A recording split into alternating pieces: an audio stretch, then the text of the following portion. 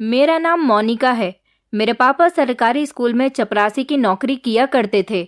मेरे पापा एक दिन बहुत ज़्यादा बीमार हो गए। उनके बीमार हो जाने के कारण हमारे घर में बहुत सारी परेशानियां आ गई थी। यहाँ तक कि मेरे पापा बिस्तर से लग गए थे और हमारे घर में पैसे आना बिल्कुल बंद हो चुके थे।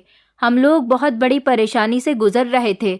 घर के हालात देखते हुए मेरी मम्मी ने पार्लर में नौकरी करना शुरू कर दिया। एक दिन मेरी मम्मी मुझे भी अपने साथ ज़बरदस्ती पार्लर ले गई, लेकिन वहाँ जाने के बाद तो मैं चौंक गई थी। मैं हमेशा से ही बहुत खूबसूरत थी, लेकिन शायद मेरा खूबसूरत होना ही मेरे भाग्य के लिए सबसे बड़ी बदकिस्मती की बात थी। कभी कभी खूबसूरत चेहरा हमारे लिए बदनसीब साथ लाता है।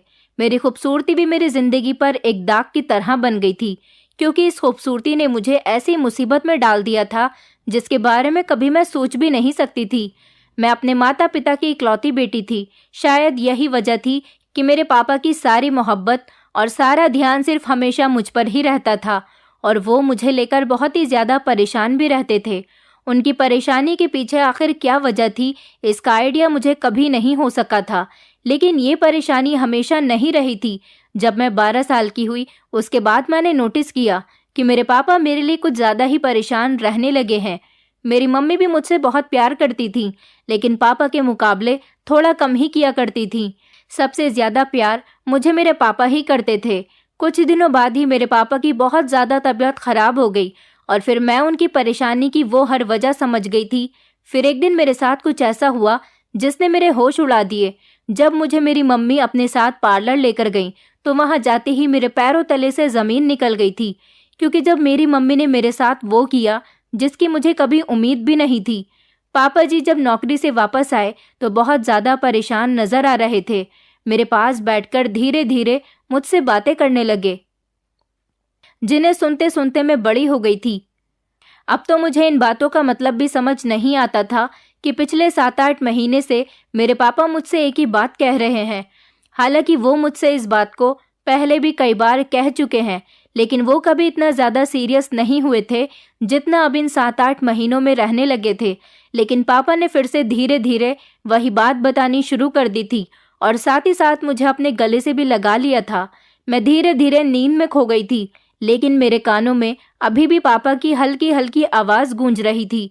रोज़ की तरह जब अगली सुबह भी मेरी आँख खुली तो मैं कमरे में अकेली थी। मैं समझ गई थी कि दिन निकल आया है। बाहर से मुझे पापा और मम्मी की बातें करने की आवाज़ आ रही थी। मेरे पापा की तबीयत मुझे काफ़ी दिनों से ठीक नहीं लग रही थी। आज भी मुझे लग रहा था जैसे उन्होंने काम से छुट्टी ले ली है और वो काम पर नहीं गए। मैं कमरे से बाहर गई और जाते ही मैंने मम्मी से नाश्ते के लिए कहा। मम्मी ने मुझे नाश्ता दिया। फिर मैंने पापा से पूछा कि आज आप काम पर क्यों नहीं गए। उन्होंने कहा, बेटा मेरी तबीयत ठीक नहीं है, इसीलिए मैं काम पर नहीं गया, और तुम भी आज घर में ही रहना, कहीं नहीं जाना, घर से बाहर मत निकलना। लेकिन मुझे अपने पापा की इस बात पर बड़ी हैरानी हुई थी कि मैं तो घर से बाहर कभी जाती ही नहीं थी। यहाँ तक कि इन दिनों मेरे स्कूल की छुट्टियाँ चल रही थी। तभी हम दोनों बाप बेटी के बीच मम्मी भी आकर बैठ गई और हमसे बातें करने लगी। मम्मी ने पापा से कहा कि आज मैं मार्केट जाऊंगी, इसलिए चाहती हूँ कि मोनिका को भी अपने साथ ले जाऊं। मम्मी की बात सुनकर मैं बहुत खुश हो गई थी, क्योंकि मुझे मार्केट जाने का बड़ा शौक था। मैंने खुशी खुशी अपनी मम्मी से कहा, हाँ मम्मी, मैं जल्दी से तैयार हो जाऊंगी, मैं भी आपके साथ मार्केट चलूंगी। मेरी ये बात कहनी थी कि फौरन ही पापा ने मुझे घूर कर देखा और कहा कि मैंने कहा है ना कि तुम घर से बाहर नहीं जाओगी। मैं अपने पापा से कुछ कहने ही वाली थी कि उन्होंने मुझे फिर से डांट दिया और इशारे से कहने लगे कि बस अब खामोश हो जाओ। मेरी समझ नहीं आ रहा था कि पापा ने मुझे मम्मी के साथ जाने के लिए क्यों मना कर दिया है। हालांकि इन दिनों मैं नोटिस कर रही थी कि पापा मुझे मम्मी के साथ घर से बाहर निकलने के लिए मना ही कर रहे थे। यहाँ तक कि वो स्कूल भी मुझे खुद ही छोड़ने जाते और लेने भी खुद ही आते थे, जबकि पहले मुझे मम्मी स्कूल छोड़ने जाती थी। वो नहीं चाहते थे कि मैं मम्मी के साथ कहीं भी जाऊं, और तो और वो घर के नंबर पर कॉल करके बार बार मेरे हालचाल पूछते रहते थे। मुझे इन 7-8 महीनों में पापा के अंदर काफ़ी बदलाव नज़र आ रहा था। उन्हें मेरी बहुत ज़्यादा फिक्र थी, इसलिए मैं खामोश हो गई और नाश्ता ख़त्म करके अपने कमरे में आ गई। जबकि मम्मी भी इन दिनों घर से बाहर बहुत ज़्यादा जाने लगी थी। मैं गौर करती कि जब पापा घर में होते तो मम्मी कहीं नहीं जाती थी, या फिर उन्हें जहाँ भी जाना होता वो पापा को बता दिया करती थी। लेकिन जब पापा घर से बाहर होते तो मम्मी तैयार होकर घर से निकल जाती थी और मुझे भी नहीं बताती थी कि वो कहाँ जा रही है। यहाँ तक कि इस बारे में वो पापा से भी कोई बात नहीं करती थी और मुझसे कह दिया करती थी कि इस बारे में अपने पापा को कुछ मत बताना कि मैं उनके पीछे घर से बाहर गई हूँ। मेरी तो कुछ समझ नहीं आ रहा था कि ये सब कुछ हमारे घर में क्या हो रहा है।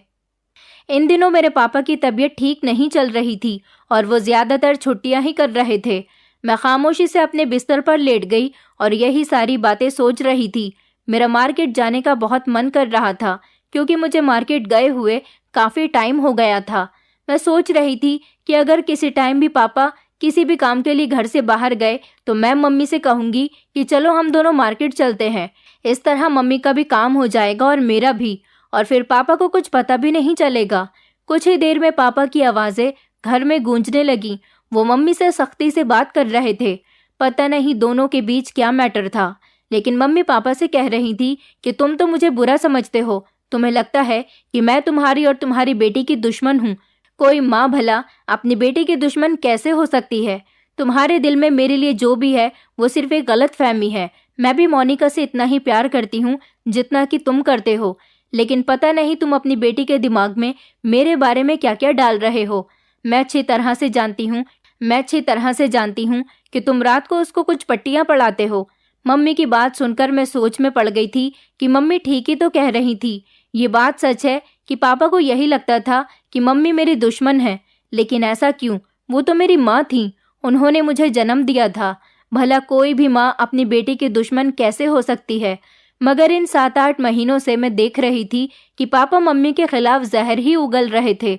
हालांकि इससे पहले बस वो उनके साथ नॉर्मल सा बिहेव करते थे, ज़्यादा अच्छे भी नहीं रहते थे, लेकिन अब तो वो उनके साथ दिन ब दिन और ज़्यादा ख़राब बिहेव करने लगे थे। पापा ने मम्मी की कभी कोई तारीफ ही नहीं की थी और ना ही वो उनके साथ ज़्यादा प्यार भरी बातें करते थे। जबकि मेरी मम्मी बहुत खूबसूरत थी। मोहल्ले के लोग कहते थे कि तुम बहुत खूबसूरत हो और तुम्हारी बेटी भी तुम पर ही गई है। वैसे तो मेरे पापा भी बहुत अच्छे थे, उनका रंग बिल्कुल साफ था और उन्हें देखकर नहीं लगता था कि वो शादीशुदा हैं।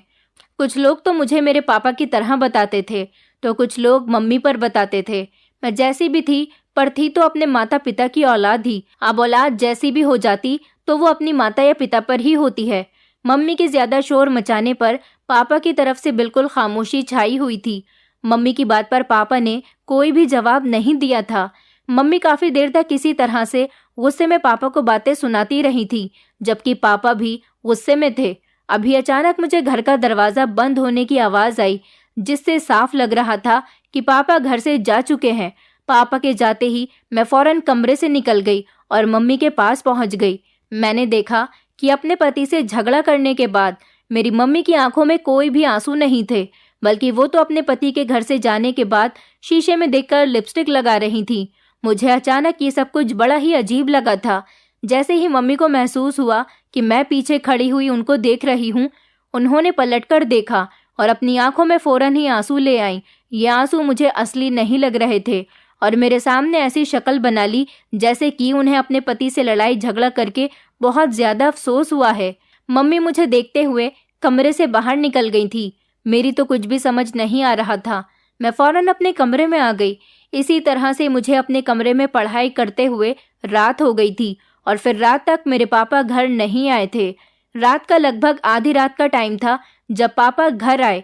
उन्होंने दरवाज़ा बजाया तो मैंने ही दरवाज़ा खोला था, क्योंकि मुझे अपने पापा की बहुत फिक्र हो रही थी और मैं उनके घर आने का इंतज़ार कर रही थी।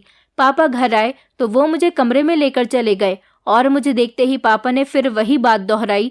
वो कहने लगे, देखो बेटी, मैं तुम्हें आज ये बात बहुत अच्छे तरीके से समझा रहा हूँ कि तुम कभी भी अपनी माँ की किसी भी बात में मत आना। अगर वो तुम्हें घर से बाहर कहीं लेकर जाए तो उसके साथ कभी भी मत जाना, और ना ही तुम्हें अपनी मम्मी से ज़्यादा बातचीत करने की कोई ज़रूरत है। मैंने हकलाते हुए अपने पापा से पूछा कि आखिर आपका इन सब बातों से क्या मतलब है? क्यों आप मुझे मम्मी से दूर रखना चाहते हो? मम्मी तो बहुत अच्छी हैं और मुझे कितना प्यार करती हैं। हर बेटी अपनी माँ को अपनी माँ ही नहीं बल्कि उसे अपनी सहेली भी समझती है, जबकि मेरी मम्मी का बिहेवियर तो मेरे साथ बहुत अच्छा रहता है और उन्होंने कभी मेरे साथ किसी चीज़ में कोई कमी भी नहीं की, लेकिन आप तो मुझे मम्मी के साथ कहीं जाने ही नहीं दे रहे हो। जबकि मम्मी तो मेरा बहुत ख्याल रखती हैं, मेरे सारे काम भी खुद ही करती हैं, मुझे अपने हाथ से खाना बनाकर देती हैं और मेरे कपड़े भी धोती हैं। मैंने नोटिस किया था कि पापा की आंखों में हल्के हल्के आंसू थे। उन्होंने वही भीगी हुई नज़रों से मुझे देखा और कहने लगे कि वो तुम्हारी सहेलियों की माएँ हैं, इसलिए वो अपनी बेटियों की फिक्र करती हैं और उनका ख्याल रखती हैं, लेकिन ये औरत तुम्हारी मम्मी कहलाने के काबिल नहीं है। इसलिए बेहतर है कि जो मैं कह रहा हूँ उसे हमेशा याद रखना। ये जो तुम्हारा इतना ख्याल रखती है, इसके पीछे भी उसका कोई मतलब छुपा हुआ है और मैं डरता हूँ कि किसी दिन ये अपने मकसद में कामयाब न हो जाए। इतना कहकर पापा खामोश हो गए और मैं बस उनके चेहरे को देखती रही, जिसमें सदियों की थकान थी। वो बीमार नजर आ रहे थे, ऊपर से न जाने किस बात की परेशानी हर टाइम उन पर सवार रहती थी। मैंने कभी भी मम्मी को बुरा नहीं समझा था। वो अगर पापा से झगड़ा भी करती तो सिर्फ इसी बात पर करती थी कि पापा मुझे उनसे दूर रहने के लिए क्यों कहते हैं, लेकिन इसके अलावा तो मम्मी ने कभी पापा के साथ कुछ बुरा नहीं किया था। मेरी एक फ्रेंड की मम्मी तो अपने पति से बहुत डिमांड्स करती थी और छोटी छोटी बातों पर अपने पति से लड़ती झगड़ती रहती थी, यहाँ तक कि अपने पति पर शक भी करती थी। लेकिन मेरी मम्मी ऐसी बिल्कुल भी नहीं थी। उन्होंने कभी पापा से झगड़ा नहीं किया था और ना ही कभी उन पर शक किया था। उनके और पापा के बीच में क्या प्रॉब्लम थी, इसे मैं कभी समझ ही नहीं पाई थी।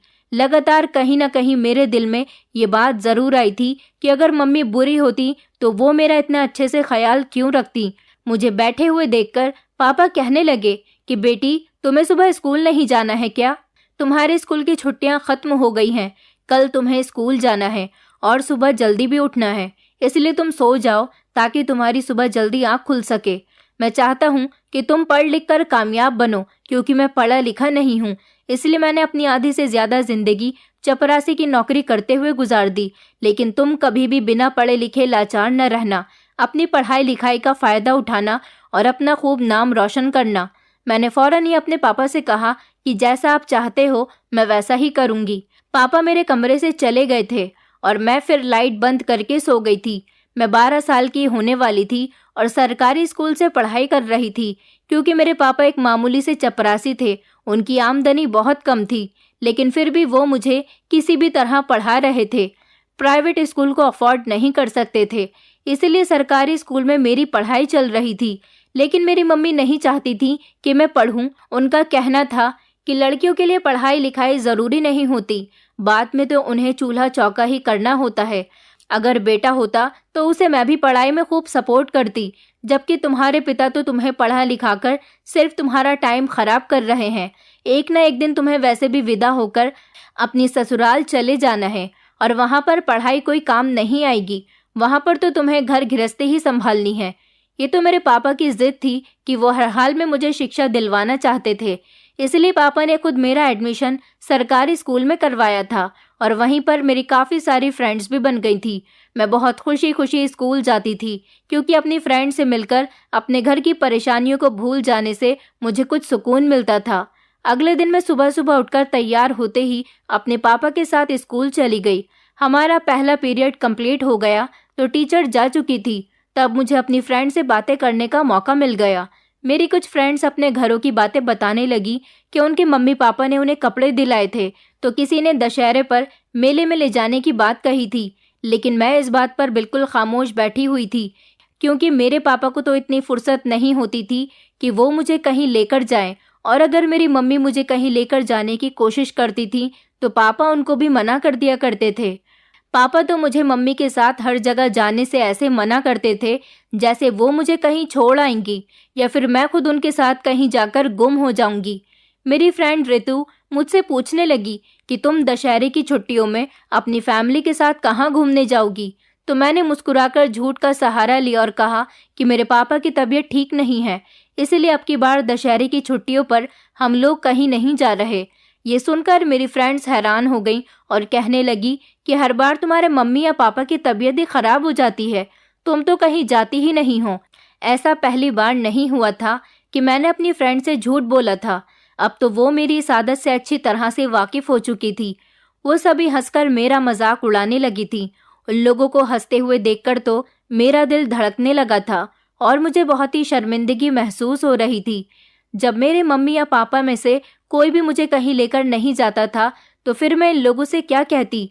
लेकिन फिलहाल दशहरा आने में अभी 2 महीने थे और 2 महीने तक तो ये सब कुछ मेरी कही हुई बात को भूल जाएंगे।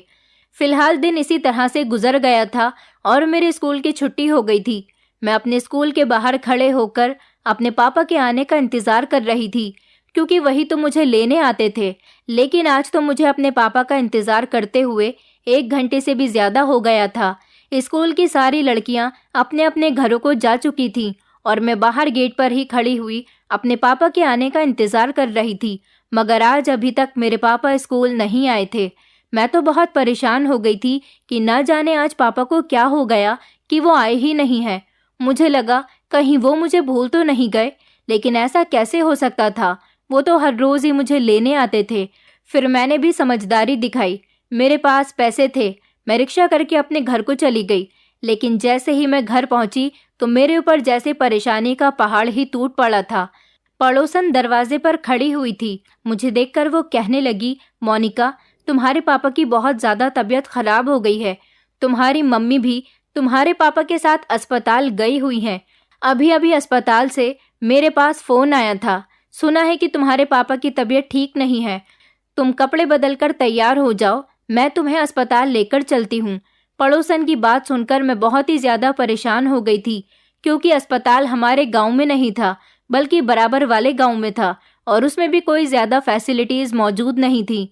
पापा की तबीयत तो काफी दिनों से ही खराब थी। गांव में अस्पताल ना होने की वजह से ही उनका इलाज नहीं हो सका था और आज भी पता नहीं पापा को क्या हुआ था जो उन्हें दूसरे गांव में ले जाना पड़ा था। पड़ोसन की बात सुनकर मैं रोने लगी थी, क्योंकि पापा मुझसे बहुत प्यार करते थे और आज सुबह ही जब मैंने अपने पापा को देखा था तो ऐसा लग रहा था जैसे वो मुरझा चुके हैं। मैं अपनी यूनिफॉर्म चेंज कर रही थी कि तभी अचानक से घर के दरवाजे पर दस्तक हुई। मैं जैसे ही घर के दरवाजे की तरफ भागी तो ये देखकर हैरान रह गई कि मेरे पापा की कंडीशन बहुत ज़्यादा बुरी थी। अस्पताल से उन्हें घर लेकर आया गया था। मेरे पापा को पैरालिसिस हो गया था, जिसकी वजह से उनका शरीर कोई भी हरकत नहीं कर रहा था। मेरे पापा अब सारा दिन बिस्तर पर ही पड़े रहते थे। मैं अपने पापा की हालत देखकर बहुत ज़्यादा रो रही थी। मम्मी ने मुझे समझाया कि भगवान से प्रार्थना करो कि तुम्हारे पापा बिल्कुल ठीक हो जाएंगे। पापा पूरी तरह से लाचार हो चुके थे, यहाँ तक कि उन्होंने बोलना भी छोड़ दिया था। वो जिंदा लाश बनकर रह गए थे। जितना भी जुड़ा हुआ पैसा था वो सब कुछ पापा के इलाज पर लग गया था।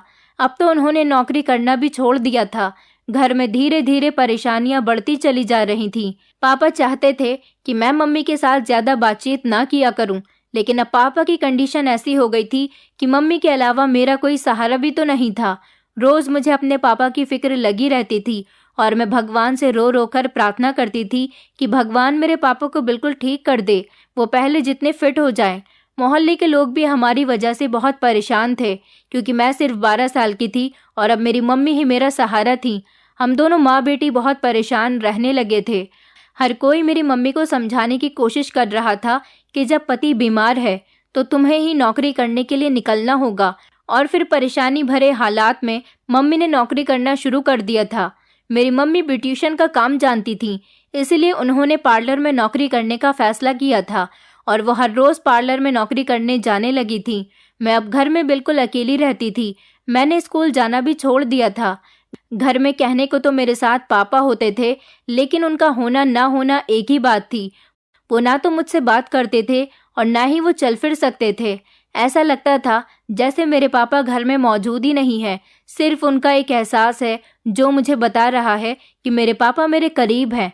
एक दिन मम्मी के पीछे हमारे पड़ोस में रहने वाली शांति आंटी हमारे घर में आ गई थी और उन्होंने जब मुझे रोते हुए देखा तो उन्होंने मुझे समझाया कि इस तरह रोने से कुछ नहीं होगा। अब अपनी मम्मी की जगह तुम्हें अपना घर संभालना होगा। तुम्हारी मम्मी तो नौकरी करने के लिए घर से निकल गई है, उसे तो तुम्हारी भी फिक्र नहीं है। तुम्हें ही अपने पापा के लिए परहेज का खाना बनाना होगा और इस घर का ध्यान रखना होगा। मैंने शांति आंटी से कहा, लेकिन मम्मी तो हमारे ही फायदे के लिए नौकरी करने के लिए गई हैं। उन्होंने कहा, हाँ तुम ठीक कह रही हो। तुम्हारे पापा की तबीयत खराब होने से तुम्हारी मम्मी को भी काफी सारी परेशानियों का सामना करना पड़ रहा है। चलो तुम अपने पापा की सेवा करो, मैं अपने घर जाती हूँ। अगर तुम्हें किसी चीज़ की ज़रूरत हो तो मुझे बता देना, लेकिन तुम अपनी मम्मी के साथ कहीं भी नहीं जाओगी। अगर तुम्हारी मम्मी तुम्हें कहीं अपने साथ लेकर जाए तो तुम उन्हें साफ इनकार कर देना। शांति आंटी की बात मेरी तो कुछ समझ नहीं आई थी कि आखिर वो क्या कहना चाह रही हैं। थोड़ी देर के बाद शांति आंटी हमारे घर से चली गई थी और मैं घर के काम करने लगी थी। कुछ दिन तो इसी तरह से गुजर गए। मम्मी के पीछे गांव के काफी सारे लोग पापा को देखने के लिए आते जाते रहते थे, इसीलिए मेरा टाइम पास होता रहता था। कुछ लोग तो ऐसे भी होते थे जो मुझे थोड़े बहुत पैसे दे जाते थे। मैं वही पैसे अपनी मम्मी को दे देती, क्योंकि लोग हम पर रहम खाकर ये पैसे देकर जाया करते थे ताकि इन पैसों से मेरे पापा का इलाज हो सके। रात के टाइम पर जब मम्मी घर आती तो बहुत सारे पैसे लेकर आती थी। मम्मी की नौकरी करने से हमें बहुत फायदा हुआ था और पापा का इलाज भी चल रहा था, लेकिन पापा को कोई भी फर्क नहीं हो रहा था। डॉक्टर उन्हें जो भी दवाई देते उसका कोई असर पापा को होता ही नहीं था। पापा तो और भी ज्यादा कमजोर होते जा रहे थे। बस वो इशारे से कुछ कहने की कोशिश करते, बाकी तो वो जिंदा लाश की तरह लगते थे। पर मैं हैरान थी कि मम्मी सुबह को पार्लर जाती थी और रात को घर वापस आती थी। उनके पास ढेर सारे पैसे होते थे, लेकिन उनके चेहरे पर कहीं भी मुझे थकान नजर नहीं आती थी। मैं मम्मी से ज्यादा बात नहीं किया करती थी, क्योंकि उनसे बात करने के लिए मेरे पास कोई बात ही नहीं थी और ना ही मम्मी के पास इतना टाइम होता था कि वो घर में रहते हुए मुझसे कोई बात कर सके। अगले दिन फिर से मेरी मम्मी नौकरी करने के लिए चली गई और फिर दोपहर के टाइम पर शांति आंटी हमारे घर पर आई थी। उन्होंने मुझसे कहा, आखिर तुम्हारे पापा बीमार हैं तो ऐसा कब तक चलेगा कि तुम घर में बैठी रहोगी? भगवान ने तुम्हारे पापा को बीमारी दी है तो वो एक दिन जरूर ठीक कर देगा, लेकिन इस सब में तुम्हारी तो कोई गलती नहीं और तुम्हारे तो एग्जाम्स भी आने वाले हैं। तुम्हारे पापा की ख्वाहिश है कि तुम पढ़ लिख कर कामयाब बनो और मैं चाहती हूँ कि तुम अपने ये पेपर्स वेस्ट ना करो। सारा दिन तुम अपने घर में रहकर पढ़ाई किया करो और अगर तुम्हें कुछ समझ ना आया करे तो मुझसे पूछ लिया करो और अगर किसी काम की ज़रूरत हो तो मुझे बुला लिया करो। तुम्हारे बदले का काम मैं कर दिया करूँगी, लेकिन तुम अपनी पढ़ाई पर ध्यान दिया करो। तुम किसी भी हाल में अपनी पढ़ाई को ख़राब मत करो और ना ही अपनी मम्मी की सारी जिम्मेदारी तुम अपने कंधों पर उठाओ। ये बात ठीक है कि तुम्हारी मम्मी को तुम्हारे पापा की फिक्र है और उनके इलाज के पैसे इकट्ठे करने के लिए वो घर से बाहर काम करने जा रही है, लेकिन बाहर का काम करने के साथ साथ उन्हें अपने घर में भी ध्यान देना चाहिए। अभी तुम ज्यादा तो बड़ी नहीं हो, सिर्फ 12 साल की हो और 12 साल की बच्ची पर कोई इस तरह से घर के काम का लोड तो नहीं डालता। शांति आंटी बहुत अच्छी औरत थी, मैं उनकी बहुत इज्जत करती थी और तो और मैं उनकी हर बात मानने पर मजबूर हो गई थी। इसीलिए रात को जब मम्मी घर आई तो मैं पढ़ाई कर रही थी। पापा को दवाई देकर मैं सुला चुकी थी। मम्मी मुझे देखकर कहने लगी कि तुम ये क्या कर रही हो? तुम्हारे पापा की इतनी ज्यादा कंडीशन खराब है और तुम्हें अभी भी पढ़ने की सोच रही है। अब अपनी माँ की जगह तुम्हें ही तो इस घर में काम करना है। तुम्हारे पिताजी की जगह मैं भी तो नौकरी कर रही हूँ ना, सिर्फ और सिर्फ इसीलिए ताकि हम 2 वक्त की रोटी खा सकें और तुम्हारे पिता का इलाज हो सके। तो क्या तुम घर में रहकर अपने पिता की सेवा भी नहीं कर सकती? लेकिन तुम्हारा ध्यान तो अपने बीमार पिता को छोड़कर पढ़ाई पर ही लगा हुआ है। मम्मी का अंदाज इतना अजीब था कि मैं हैरानी से उनका चेहरा देखती रह गई थी। ना ही मम्मी ने मेरा दुख पूछा था और ना ही उसे बांटने की कोशिश की थी, बल्कि वो तो सीधे सीधे मुझे इस घर की नौकरानी बनाना चाह रही थी। फिर मम्मी कुछ सोचते हुए कहने लगी कि तुम्हें शांति की बातों में आने की कोई ज़रूरत नहीं। मुझे पता है कि तुम्हें पढ़ाई की एडवाइस किसने दी होगी। अपने घर में सुकून से रहो और अपने पिता की सेवा करो। अगर अपने पापा को जल्द से जल्द ठीक देखना चाहती हो तो तुम्हें भी कुछ सैक्रिफाइसेस करने होंगे। मम्मी की बात सुनकर मैंने इनकार में सिर हिला दिया और कहा कि नहीं, पापा तो बीमार है ही, लेकिन पापा चाहते थे कि मैं पढ़ लिख कर कामयाब बनूं, इसलिए मैं सुबह स्कूल जाऊंगी। मुझे अपने पापा का सपना पूरा करना है। मेरी बात सुनकर तो मेरी मम्मी को बहुत गुस्सा आ गया था। वो चिल्लाकर मुझसे कुछ कहने वाली थी, लेकिन अचानक उन्होंने अपनी आवाज़ को दबा लिया और गुस्से भरी नज़रों से घूरती हुई मुझे अपने कमरे में चली गई। मम्मी के पीछे मैं घर के सारे काम किया करती थी और पढ़ाई लिखाई तो बिल्कुल भूल ही गई थी। मुझे पापा की सेवा भी करनी होती थी, उनको टाइम पर दवाइयाँ देनी होती थी और घर में साफ सफाई और खाना भी बनाना होता था। मम्मी तो सिर्फ सुबह को तैयार होकर घर से निकलती और रात को जब घर आती तो आते ही खाना खाकर सो जाया करती थी। वो तो पापा को भी पलटकर नहीं देखती थी। जब से पापा बीमार हुए थे उन्होंने उनका ध्यान रखना ही बंद कर दिया था और नौकरी पर जाने से तो वो बिल्कुल ही बदल गई थी। मम्मी का इरादा था कि मैं घर में इसी तरह से रहकर नौकरानी की तरह काम करती रहूं। स्कूल जाने का तो मेरा भी कोई इरादा नहीं था, लेकिन पापा की ख्वाहिश मेरे सामने आ जाती थी। मेरी स्कूल की छुट्टियां भी काफ़ी सारी हो गई थी। अगले दिन मैं सुबह सुबह जल्दी उठी, अपने पापा को दवाई दी और फिर तैयार होकर स्कूल चली गई थी। लेकिन जब मैं स्कूल से घर आई तो मेरी मम्मी बहुत ज़्यादा गुस्से में थी। उन्होंने जल्दी से मेरा हाथ पकड़ा और मुझे कमरे में ले गईं। कहने लगी कि मैंने तुम्हें मना किया था ना कि तुम स्कूल मत जाना, पढ़ लिख कर तुम्हें क्या करना है। लेकिन तुम्हें मेरी बात समझ नहीं आई। अब तुम ही बताओ, तुम पढ़ने जाओगी तो फिर मैं नौकरी कैसे कर सकूंगी। मेरे पास पार्लर से बार बार कॉल्स आ रही हैं। आज मैं तुम्हारी वजह से पार्लर नहीं जा सकी। मम्मी को इतना ज़्यादा गुस्से में देखकर तो मैं हैरान रह गई थी। मुझे समझ नहीं आ रहा था कि मम्मी मेरे साथ ये किस तरह का व्यवहार कर रही हैं। जबकि पापा की तबीयत बिल्कुल ठीक थी तो मम्मी मेरे साथ अच्छी तरह से बातचीत करती थी।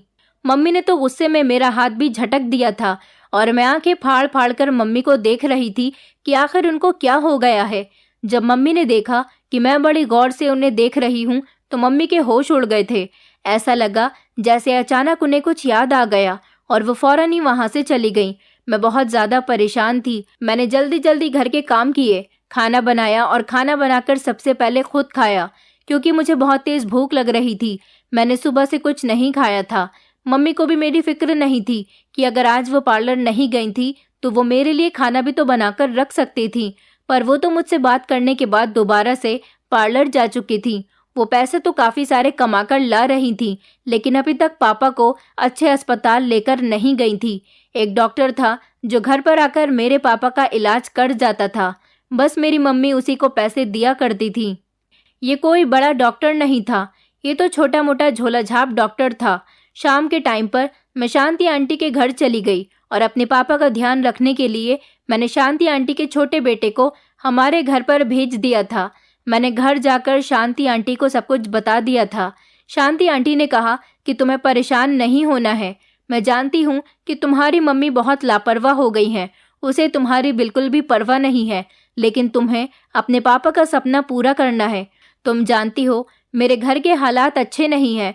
अगर मेरे घर के हालात अच्छे होते तो मैं तुम्हारे पिता को इस बीमारी से बचा लेती और उनका इलाज भी करवा देती, क्योंकि मैंने तुम्हारे पिता को हमेशा अपने बड़े भाई की तरह समझा है। वो मेरे भाई तो नहीं है, लेकिन उन्होंने मेरा हर परेशानी में साथ दिया, इसीलिए मेरा भी हक बनता है कि मैं उनका साथ दे सकूं। पर क्या करूं, मैं उनका साथ चाहकर भी नहीं दे सकती। अगर भगवान ने मुझे इतनी दौलत दी होती तो मैं तुम्हारी परेशानी को झट से ख़त्म कर देती। शांति आंटी ने कहा, बेटी, लेकिन तुम्हें ही अपने पापा की सेवा करनी होगी। एक तरफ तुम उनकी सेवा भी करो और दूसरी तरफ अपने पापा के सपने को पूरा भी करती रहो। लगातार तुम स्कूल जाती रहो। इस तरह घर बैठना तुम्हारे लिए ठीक नहीं होगा। ऐसे तो तुम्हारी पढ़ाई पर बहुत असर बैठेगा और तुम फेल हो जाओगी। लेकिन शांति आंटी ने साथ ही साथ मुझसे ये भी कहा था कि तुम कभी भी अपनी मम्मी के कहने पर उनके साथ कहीं मत जाना। मुझे याद आता था कि पापा भी मुझे यही कहा करते थे कि कभी भी अपनी मम्मी के साथ कहीं पर मत जाना। अब मैं हर दिन स्कूल जाने लगी थी और दोपहर के टाइम स्कूल से घर आती थी। अब तो मैं अकेले ही स्कूल से आती जाती थी। मेरी मम्मी अब मुझसे बहुत ज़्यादा तंग आ चुकी थी क्योंकि मैंने उनका कहना नहीं माना था। एक दिन वो मेरे करीब आई और कहने लगी, तुम्हें मेरी बात समझ नहीं आ रही है क्या? तुम खुद ही दिमाग लगाकर सोचो कि मैं जो कुछ भी कर रही हूँ वो तुम्हारे पिता को ठीक करने के लिए ही तो कर रही हूँ। भला कौन औरत ऐसी होती है जो अपना चैन सुकून खराब करे और नौकरी पर जाए? अच्छा, तुम्हें मेरी बात पर यकीन नहीं आता तो फिर तुम कल मेरे साथ पार्लर चलना और देखना कि वहाँ पर मैं कितनी मेहनत से काम करती हूँ। ये सब कुछ मैं किसके लिए कर रही हूँ? ताकि मैं तुम्हारे पापा को पहले जैसा ठीक कर सकूँ और हमारे घर के हालात भी धीरे धीरे बेहतर हो जाएं। तुम्हारे पापा के लिए मैं एक नर्स का इंतज़ाम करवा देती हूँ। वो तुम्हारे पापा का काम कर दिया करेगी और घर के काम की क्या है, वो हम दोनों माँ बेटी रात को आकर मिलकर कर लिया करेंगे। तुम मेरे साथ पार्लर चलो। मैं तुम्हें आईब्रोज बनाना सिखा दूंगी। थोड़े बहुत पैसे तो तुम भी कमा लोगी। इसी तरह से हमारे पास ज़्यादा पैसे इकट्ठे हो जाएंगे और जल्द से जल्द हम तुम्हारे पापा को शहर लेकर चलेंगे और शहर के बड़े डॉक्टर से तुम्हारे पापा का इलाज करवाएंगे और ऐसा हमारे लिए तभी पॉसिबल हो सकता है जब हमारे पास ज़्यादा पैसे हों। मैं तो तुम्हारे पापा के इलाज के लिए पैसे इकट्ठे कर रही हूँ। अगर इसमें तुम मेरी मदद करोगी तो तुम्हारे पापा जल्दी ही ठीक हो जाएंगे। इसलिए कल से तुम मेरे साथ चलना। मम्मी की आंखों में आंसू भी थे, क्योंकि वो पापा की ऐसी हालत पर बहुत अफसोस कर रही थी। मुझे मम्मी की कही हुई सारी बातें बिल्कुल ठीक लग रही थी। मैंने अपनी मम्मी को गले से लगाया और खूब रोने लगी। उनसे कहा कि मुझे माफ़ कर दीजिए मम्मी, मैंने आपका कहना नहीं माना। मैं कल से स्कूल नहीं जाऊंगी। मैं कल आपके साथ पार्लर चलूंगी और अपने पापा के लिए पैसे कमाऊंगी। सारी रात मुझे इसी टेंशन में नींद नहीं आई थी कि मैं अब धीरे धीरे अपनी मम्मी को गलत समझने लगी थी। मेरी मम्मी तो बहुत अच्छी हैं, वो ये सब कुछ हमारे लिए ही तो कर रही हैं। दिन निकला तो जल्दी ही मैं मम्मी के साथ पार्लर चली गई थी। मम्मी ने रास्ते में मुझसे कहा था कि तुमने इस बारे में शांति आंटी को तो नहीं बताया ना। मैंने मम्मी से कहा, मैंने शांति आंटी को कुछ नहीं बताया। मम्मी ने कहा कि अच्छा हुआ तुमने नहीं बताया, वरना ये तुम्हारे दिमाग में पता नहीं क्या क्या बातें डाल देती और फिर तुम मेरे साथ नहीं जाती। ये शांति भी न सिर्फ इसका काम लोगों के मामले में टांग अड़ाना ही है। मैं अपनी मम्मी के साथ उनके पार्लर पहुंच गई थी, लेकिन पार्लर के अंदर जाते ही मेरे पैरों तले से ज़मीन निकल गई थी। ये बाहर से तो देखने में पार्लर था, पर अंदर से ये बहुत ही गंदी जगह थी, जहाँ पर बहुत सारी औरतें थीं और उन्होंने छोटे छोटे कपड़े पहने हुए थे। यहाँ पर बहुत सारे कमरे बने हुए थे और अजीब तरह के गाने भी बज रहे थे। मेरी तो कुछ भी समझ में नहीं आ रहा था। मेरी मम्मी ने वहाँ ले जाते ही मुझे धक्का देकर ज़मीन पर गिरा दिया और एक औरत से कहा कि अब ये तुम्हारे हवाले हो गई है। मेरा पति तो सिर्फ 2-3 दिन का ही मेहमान है, उसके बाद मैं भी यहाँ पर परमानेंट ही शिफ्ट हो जाऊंगी। अपनी मम्मी की बात सुनकर तो मैं हैरान रह गई थी। मेरी मम्मी से वो औरत कहने लगी कि अब तू अपने काम पर लग जा, इसे मैं अपने हिसाब से हैंडल कर लूंगी। उस औरत ने मुझे एक आदमी के हवाले कर दिया। मुझे यहाँ पर बहुत डर लग रहा था। मैं चीखने लगी। मैं ज़ोर ज़ोर से मम्मी को आवाज़ लगाने लगी, लेकिन मेरी मम्मी तो मुझे इग्नोर करती हुई वहाँ से जा चुकी थी। वो शायद दूसरे कमरे में चली गई थी, जहाँ पर एक आदमी ने मुझे अपने साथ कमरे में बंद कर लिया और वो मेरे साथ बदतमीज़ी करने की कोशिश करने लगा। मैं ज़ोर ज़ोर से चिल्ला रही थी और परेशान हो रही थी। अब मुझे अपने पापा की कही हुई बातें याद आ रही थी कि कभी भी अपनी मम्मी के साथ कहीं पर मत जाना। लेकिन मैं इतनी बड़ी बेवकूफ़ थी कि अपनी मम्मी की बातों में आकर यहाँ तक आ गई थी। मैं समझ गई थी कि ये एक कोठा है और यहाँ पर मेरी इज्जत नीलाम होने जा रही है। पर शायद मेरे पापा की प्रार्थनाओं का ही असर था कि तभी वहाँ पर पुलिस की रेड पड़ गई और पुलिस ने वहाँ के सारे लोगों को अरेस्ट कर लिया। यहाँ तक कि मेरी मम्मी को भी अरेस्ट कर लिया गया था। और इस पुलिस को यहाँ तक कोई और नहीं बल्कि शांति आंटी अपने बड़े बेटे के साथ मिलकर लेकर आई थी। मैंने जैसे ही शांति आंटी को वहाँ देखा तो मैं उनके गले से लगकर खूब रोने लगी थी। मैंने कहा, अच्छा हुआ शांति आंटी आप यहाँ पर आ गईं। मम्मी मेरे साथ इतना बड़ा धोखा करेंगी, मैंने कभी इस बारे में सोचा भी नहीं था। पुलिस मेरी मम्मी के साथ साथ वहाँ के बाकी सारे लोगों को भी अरेस्ट करके ले जा चुकी थी। शांति आंटी मुझे घर ले आई थी। मैं बुरी तरह से डरी हुई थी और रो रही थी। शांति आंटी ने मुझे हिम्मत दी और कहा कि अब कुछ नहीं होगा, अब तुम बिल्कुल ठीक हो। उसके बाद जो उन्होंने मुझे बताया उसने तो मेरे होश उड़ा दिए। उन्होंने कहा कि औरत तुम्हारी मम्मी नहीं है, इस औरत ने तुम्हारी परवरिश ज़रूर की है पर तुम्हें जन्म नहीं दिया। दरअसल तुम्हारे पापा की शादी एक बहुत ही संस्कारी औरत के साथ हो गई थी, लेकिन जब उनकी शादी हुई तो उन्हें कैंसर की बीमारी थी। उनके घर वालों ने ये बात तुम्हारे पापा को नहीं बताई थी। फिर तुम पैदा हुई। तुम्हारे पैदा होने के 2 महीने बाद ही तुम्हारी माँ इस दुनिया को छोड़कर जा चुकी थी। तुम बहुत ज़्यादा छोटी थी, इसलिए तुम्हारे पापा ने तुम्हारी परवरिश के कारण एक औरत से शादी कर ली। और अभी 1 साल पहले तुम्हारे पापा को जब ये बात पता चली कि जिस औरत से उन्होंने शादी की थी वो औरत कोई मामूली सी लड़की नहीं बल्कि वो तो एक कोठे पर रहने वाली लड़की है, जिसने तुम्हारे पापा से सिर्फ इसीलिए शादी की ताकि वो आम लोगों के बीच रहकर अपने इस काम को अंजाम दे सके। जिस दिन तुम्हारे पापा को ये बात पता चली उसी दिन से तुम्हारे पापा को तुम्हारी फिक्र हो गई और उन्होंने अपनी पत्नी को साफ साफ कह दिया कि वो खुद जैसी भी है पर अपनी पत्नी का बुरा असर वो कभी अपनी बेटी पर नहीं पड़ने देंगे। इसलिए उन्होंने पिछले 1 साल से तुम पर तुम्हारी मम्मी के लिए रोक टोक लगाई, क्योंकि पिछले 1 साल पहले ही उन्हें इस सच्चाई के बारे में पता चला। इतने साल तुम्हारे पापा ने अनजान बनकर गुजार दिए। वो तुम्हारा भला चाहते थे। तुम्हारे पापा ने ये बात मुझे बता दी थी और कहा था कि मैं तुम्हारा ध्यान रखा करूं और हमेशा उनकी पत्नी पर नज़र रखूं। अब जब से तुम्हारे पापा की तबीयत खराब हुई है, तब से मैंने तुम पर ज़्यादा ध्यान देना शुरू कर दिया। भगवान का शुक्र है कि सुबह जब तुम अपनी मम्मी के साथ जा रही थी, तब मैंने तुम्हें उनके साथ जाते हुए देख लिया था और मेरा दिल कह रहा था कि ज़रूर तुम्हारे साथ कुछ गलत होने वाला है।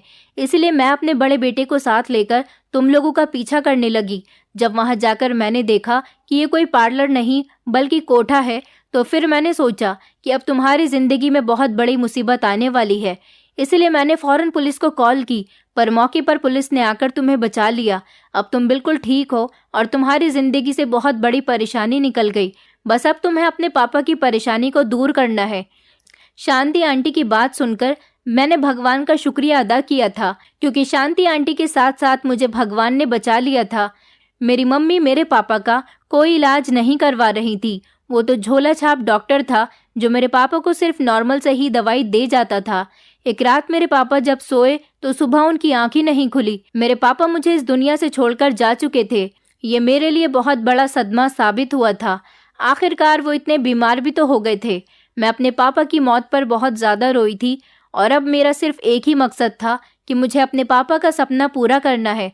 मैंने जैसे तैसे इंटर कर लिया और उसके बाद मैंने अपनी ग्रेजुएशन भी कंप्लीट कर ली। मेरा यहाँ तक का साथ शांति आंटी ने दिया था, क्योंकि वो हमारे घर के बारे में सब कुछ जानती थी। उनके बेटे जो कमा कर लाते थे वो उससे मेरी फीस जमा कर दिया करती थी। शांति आंटी को मैं बहुत पसंद थी। जब मेरी ग्रेजुएशन कंप्लीट हो गई तो मेरी जॉब लग गई थी। शांति आंटी ने मेरा रिश्ता अपने बेटे के साथ कर दिया और अपने बेटे की शादी मेरे साथ करवा दी थी। मैं अपने पति और अपनी सास के साथ बहुत खुश हूँ। मेरी ज़िंदगी बहुत अच्छी गुजर रही है, लेकिन बस मुझे अफसोस है तो सिर्फ इस बात का कि जिस औरत ने मुझे सारी ज़िंदगी माँ बनकर पाला, वो मेरी माँ नहीं बल्कि वो ऐसी औरत थी जो मुझे बर्बाद कर देना चाहती थी। मैं तो खुश हूँ अपनी ज़िंदगी में, लेकिन भगवान उसे समझेगा। दोस्तों, उम्मीद करती हूँ आपको हमारी कहानी पसंद आई होगी। कहानी पसंद आई है तो वीडियो को लाइक करें, चैनल पर नए हैं तो चैनल को सब्सक्राइब करें और हाँ, नोटिफिकेशन बेल को ज़रूर दबाएं ताकि अगली अपडेट सबसे पहले आपको मिले।